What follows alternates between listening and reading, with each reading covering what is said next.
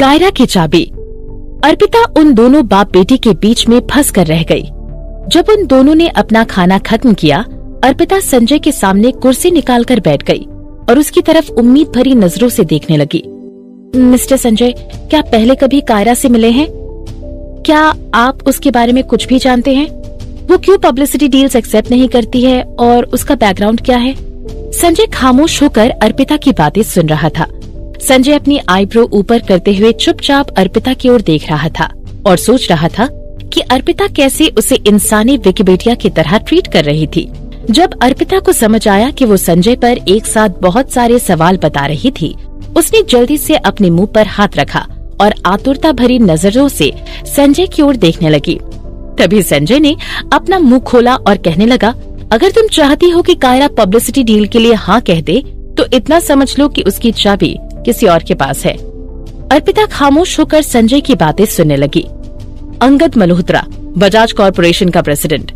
संजय कायरा तक पहुंचाने वाला इंसान का नाम अजीब तरीके से बताने लगा।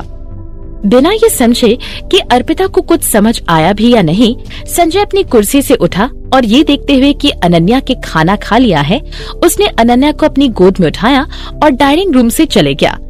अर्पिता वहीं बैठे संजय की बातों को समझने की कोशिश कर रही थी। वो अपने आप से कहने लगी, अंगद मल्होत्रा। वो जैसे ही अपने ख्यालों से बाहर आई, वो अपने कमरे में लौटी और अपने कंप्यूटर स्क्रीन में गूगल खोलकर अंगद मल्होत्रा के नाम से सर्च करने लगी। हालांकि जब उसने अपने सर्च का रिजल्ट देखा तो वो हैरान हो गई। कायरा से रिलेटेड कोई भी न्यूज अंगद से जुड़ी हुई नहीं थी। हालांकि एक लिंक बहुत अजीब लग रही थी। बजाज कॉर्पोरेशन के प्रेसिडेंट एक अनाथ था जिसे मल्होत्रा फैमिली ने अडॉप्ट कर लिया था। मल्होत्रा फैमिली दिल्ली शहर की सबसे पॉपुलर फैमिली में से एक है। हालांकि इससे कायरा का क्या लेना देना? शायद ऐसा भी हो सकता है कि वो कायरा को पब्लिसिटी डील लेना अलाउ नहीं करते होंगे। जैसा वो सोच रही थी, शायद उनका रिश्ता वैसा ही हो। अर्पिता बहुत देर तक सोचती रही, लेकिन उसे कुछ समझ नहीं आया। आखिर संजय उसे क्या बताने की कोशिश कर रहा था? अपने आप को हिम्मत देते हुए वो अपने सवालों का जवाब ढूंढने की कोशिश करने लगी।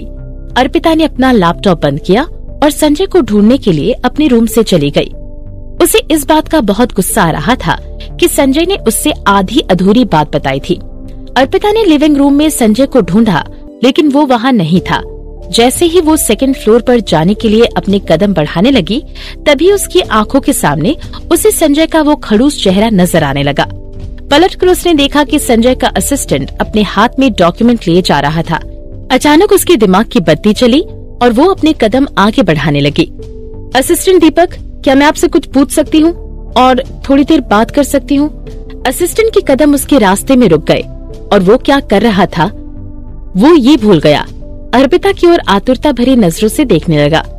इतनी बड़ी कोई बात नहीं है, वो तो बस मिस्टर संजय ने मुझे बताया कि कायरा तक पहुंचने के लिए मुझे अंगद मल्होत्रा की ओर जाना होगा। क्या आप जानते हैं इसका क्या मतलब है? असिस्टेंट कुछ देर के लिए हिचकिचाया, लेकिन फिर कहने लगा, ऐसा लगता है कि कायरा अंगद मल्होत्रा को बहुत सालों से पसंद करती हैं, लेकिन अंगद ने कोई भी हाथ आगे नहीं बढ़ाया। अर्पिता खामोश होकर असिस्टेंट की बात सुन रही थी। अर्पिता ने असिस्टेंट से ये जवाब एक्सपेक्ट नहीं किया था, जो उसे किसी धीमे शौक की तरह लगे। कायरा किसी लड़के के पीछे पड़ी थी, ये सोचते हुए कि महान हिम्मत वाली लड़की किसी को प्यार भी करती थी और किसी से भी ना डरे, नफरत भी। अचानक से अर्पिता को एक आइडिया आया और उसकी आंखें चमक उठी। मुझे समझ आ गया कि कायरा को कैसे मनाना है। थैंक यू मिस्टर दीपक। अर्पिता ने जैसे ही अपनी बात खत्म की, वो पलटकर अपने रूम की ओर चली गई। अपना कंप्यूटर खोलकर वो अपने पब्लिसिटी डील के प्रपोजल को पढ़ने लगी और उसमें नई शर्तें और नए ऑफर डालते हुए लिखने लगी। और उसे भेजने से पहले उसने उसे कई दफा चेक किया ताकि उसमें कोई प्रॉब्लम ना हो। जिसके बाद वो अपने हाथ जोड़ते हुए अपने ईमेल बॉक्स की तरफ नजरें गड़ाए देखने लगी। नई ईमेल के आने की आवाज आई। अर्पिता एक्साइटमेंट में अपनी कुर्सी से गिरते गिरते बची। उसने जल्दी से अपने कंप्यूटर माउस को पकड़ा और ईमेल को खोलने लगी। अर्पिता की नजरों के सामने एक छोटा और सिंपल रिप्लाई था, मैं तुमसे मिलने के लिए तैयार हूँ। कायरा अर्पिता से मिलने के लिए तैयार थी। अर्पिता ने बार बार उस ईमेल को पढ़ा, सिर्फ ये कंफर्म करने के लिए कि कहीं उसकी नजर धोखा तो नहीं खा रही है। एक्साइटमेंट में आकर वो अपनी कुर्सी से कूद पड़ी। आह! इतनी कोशिश और मेहनत करने के बाद आखिरकार उसे कायरा से मिलने का मौका मिल रहा था और अपनी पब्लिसिटी डील भी वो उससे डिस्कस कर सकती थी। अर्पिता ने खुद को संभाला। वो जल्दी से जाकर अपने कंप्यूटर के सामने बैठी और जल्दी जल्दी ईमेल का रिप्लाई करने लगी। आप मुझे जो भी समय बताएंगी, मैं उस समय आपसे मिलने के लिए तैयार हूँ। अर्पिता ने जैसे ही ये ईमेल भेजा, उसका दिल जोर जोर से धड़कने लगा। कायरा के जवाब के इंतजार में उसकी जान निकली जा रही थी। टाटा टेक्नोलॉजीज ने इस डील को पक्की करने के लिए सिर्फ 1 हफ्ते का समय दिया था। अगर कायरा इस पूरे हफ्ते ही बिजी रही तो अगले ही पल अर्पिता की कंप्यूटर स्क्रीन पर नए ईमेल का नोटिफिकेशन आया। कल सुबह 10 बजे मित्तल कॉर्पोरेशन में मिलते हैं। Okay, see you there. ये ईमेल भेजने के बाद अर्पिता खुशी के मारे उछलने लगी। उसने जल्द ही खुद को संभाला। उसने एक बार फिर से कायरा को भेजा हुआ प्रपोजल पढ़ा, कल के लिए थोड़ी तैयारी की और फिर अपना कंप्यूटर राहत की सांस लेते हुए बंद कर दिया। जैसे ही वो अपने बेड पर सोने जा रही थी, उसकी आंखों के सामने संजय का चेहरा आ गया। उसे याद आया कि बिना संजय के ये इन्फॉर्मेशन दिए वो कभी भी कायरा को पब्लिसिटी डील के बारे में बात करने के लिए नहीं मना पाती। सोचा जाए तो ये संजय का उस पर एक एहसान ही था। इस एहसान की भरपाई कैसे की जाए, उसे इस बारे में अच्छे से सोचना होगा। अगले दिन संजय हमेशा से ही कच्ची नींद में सोने वाला और सुबह जल्दी उठने वालों में से था। कुछ अर्जेंट डॉक्यूमेंट साइन करने के बाद उसने कपड़े बदले और वो नीचे ब्रेकफास्ट करने के लिए जाने लगा। वो जैसे ही सीढ़ियों के अंत तक पहुंचा, उसने अर्पिता को डाइनिंग रूम में देखा। वो काफी बिजी नजर आ रही थी। एप्रन पहने वो डाइनिंग टेबल के सामने खड़ी हुई थी। वो किसी उलझन में खोई हुई थी और उसका सारा ध्यान डाइनिंग टेबल पर था। जैसे ही उसने देखा कि कोई डाइनिंग रूम में आ रहा है, उसने जल्दी से पलटकर पीछे देखा। मिस्टर संजय, आप आ गए? क्या आपको भूख लगी है? ब्रेकफास्ट जल्दी तैयार हो जाएगा, मुझे बस 2 मिनट दीजिए। अर्पिता संजय की ओर देखकर मुस्कुराते हुए कहने लगी। वो खूबसूरत तो पहले से ही थी, लेकिन मुस्कुराते हुए उसकी खूबसूरती पर 4 चांद लग जाते। वो पलटकर किचन में चली गई। थोड़ी देर बाद अपने हाथों में 3 दूध के गिलास की ट्रे लिए वो किचन से बाहर आई।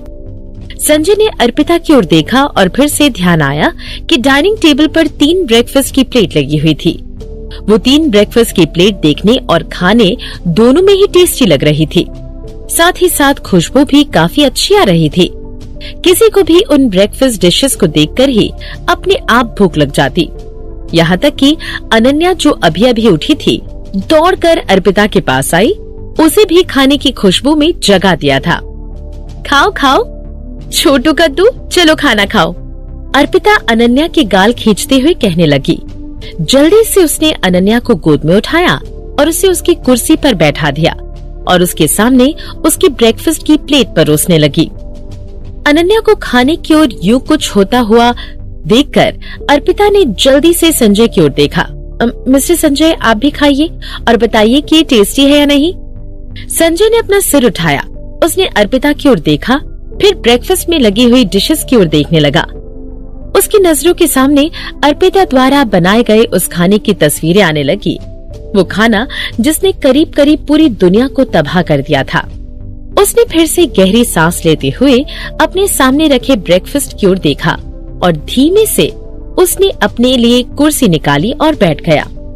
वो चम्मच से अपनी प्लेट में रखे सैंडविच को खाने लगा।